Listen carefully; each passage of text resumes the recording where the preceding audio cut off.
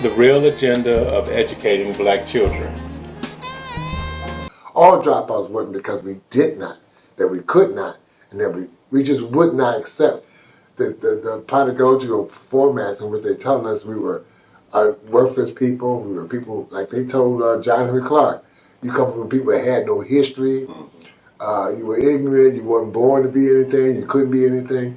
I mean, with all that negativity in the school, they would say, but you need to pass this test. You need to be able to say that you realize that you don't know nothing. And once you understood that on the test, they say, okay, they realize they don't know nothing, then we'll pass them. We must deal with the school system where so many children go into school and they are programmed into a depressive attitude about themselves because they're told through emphasis and through direct image that they're not a part of the total society. And when they leave the school, many times they go out to try to establish a kind of human beingness and seeking a kind of ego massage that they could not find in the school. And therefore the gangs and the speech, and part of it is in the rap, and all of this is a search for a form of identity that the society has denied them. So after we gone through all that, we come to a point where we decided that some of us, that it was time to get out the educational field. I do understand it.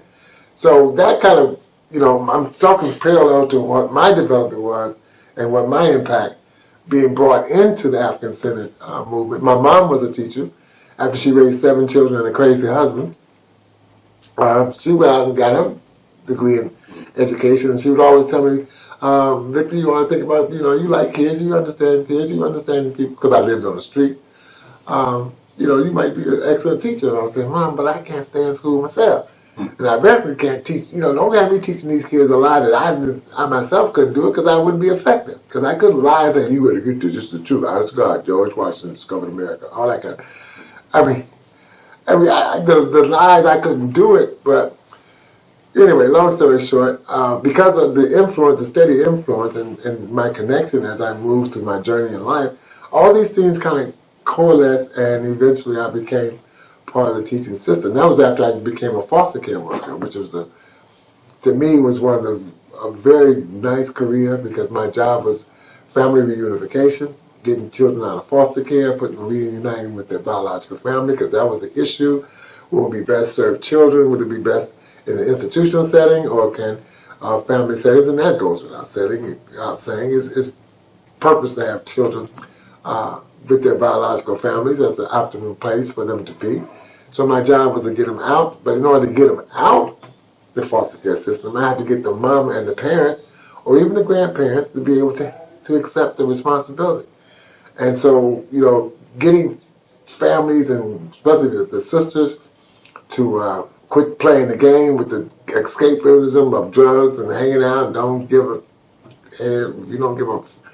So you get over that, to get their children back. There's a certain amount of communication and trust that you had to have. So I was showing and demonstrating that I got a PhD. As a friend of mine named Whitney Woods, Dr. Whitney Woods, we talked a little bit. And I once told him, I said, okay, you got your doctors in, although I'm not going to call you doctor, but you got your doctors in. But I got doctors too. I got a professor. I got mine from PhD from SWU. He says, well, what's SWU? I never heard that university. I said, that's Sidewalk University, man.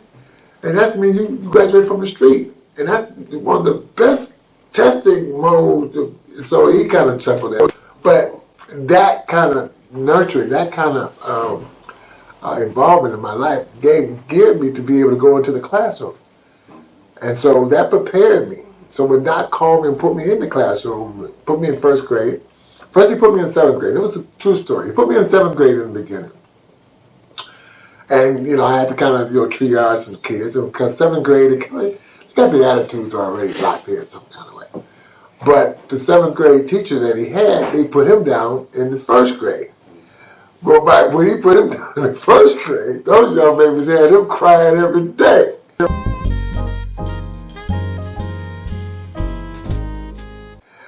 Now, I don't know what they were doing to him down there, but anyway, Dr. Watson came in one day and said, I'm going to flip you, I'm going to put you down there with the babies and put him up, switch me out, so no problem. But being with babies and children, and I've always been able to handle and be appreciative and connect with babies and children, I took off. My teaching skills, my understanding of the different nuances and how parents reacted to their children, how to deal with them, how to get them to let go and let me, develop and teach children. And again, all the while, we had a whole building. You're talking about a village? It wasn't just me and my first graders.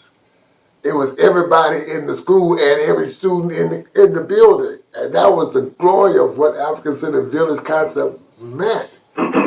Like, I had responsibility for every child that came in that building, whether they're in my class or not. My children could be corrected by any staff. I mean, even the janitors, the custodians, the lunch aides, okay, parapros, okay, visitors, volunteers. Everybody was greeted as Mama or Baba. In today's lesson, we are going to learn about family members in Kiswahili. Now we have father is Baba, mother is Mama. Now, right now, people have a big thing about calling mamas and babas, but that was a key component in African teaching in that kind of environment. Because if everybody is mama, and then like the kids used to say, I ain't got no mama, I ain't got no daddy.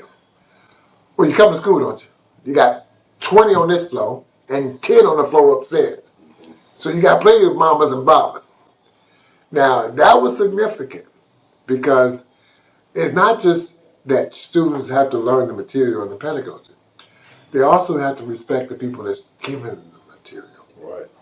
Okay? And then students if you get there early enough, one of the biggest things I've learned about students, they don't want to let daddy or mama down. If you bond with a student, and you honestly they honestly feel like you're the mama, you're the nurturer, you're the one that's building up, you're the one that have high hopes and dreams and expectations of me. I don't want to fail you. So that whole dynamic of having a whole school building that also preach every teacher, every person from the principal on down, made sure that the children understand that you are the most important, but at the same time, you are the most responsible. And that gave us the impetus, and then the love. Oh man, you talk about festivals, drama, and then I had the ability, to cook. I had an annual thing that we called the pancake breakfast. And so to have, that mystery meat food, that's the one thing we couldn't quite control was the food. We'll talk about that later. But to have a moment in school where you came in and you had turkey bacon, turkey sausage, eggs, bacon, pancakes, fruits, vegetables, just a whole plethora of food just to come in, just to enjoy a good meal. And, when you start frying turkey bacon and sausage in a building, that spreads all over the building. And you walk in that building, like back in the day when you walk past Wonder Bread, you smell those bakeries and you smell them breads and buns. But again, creating the atmosphere where the children look forward and feeding. People just don't fully understand that in school, food is key. Now, they've gotten away from that, horribly. We used to have people come in and cook for our students back in the day. Cook for me, Hutchinson Middle School. Man, you walk in, you knew when the ladies were the buns and the fresh pizza and the actual soup. They don't have that kind of situation. So being able to create that for students, that was, part of the whole idea of how do we create a place where students want to come and feel like they're learning. And so, when we look about African-centered education, it's not just the ABCs and 1, 2, 3s. It's about creating an environment where people feel loved. And nothing was more powerful than that African love. That African symbolism, seeing the heroes and the sheroes, talking about them, learning. Because when you're talking about skills. Compare and contrast. You can compare and contrast George Washington with Abraham Lincoln if you want to. But you can also compare and contrast Malcolm against Martin. Du Bois against, yeah. So it was the skills. And like people right now, they're talking about children don't like to read. Well, I challenge anybody on that lie. There's a lie because children do like to read. People like to read. They say you want to hide something from a black person, put it in the book. Well, I tell you what, if the book had When and Where I Enter by Paula Gettings, they're going to find him. They're going to find it. If the book has the Civilization of Barbarism, they're going to find it. So depending on what book. Reading is like anything else. If you don't like the content, you're not going to pretty much read it.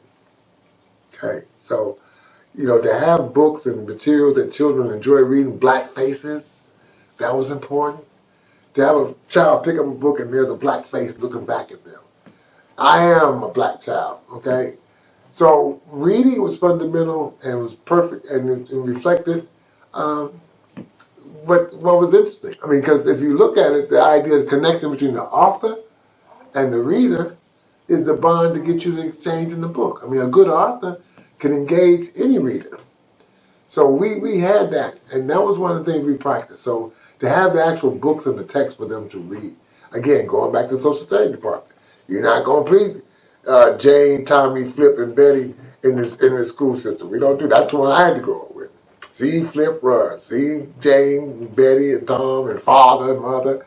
I mean, these are the books. They're all white, golden hair pictures in that book. Even the only thing was black and white was Flip. Flip was Flip was black and white. And the dog was black and white. But everything else was that.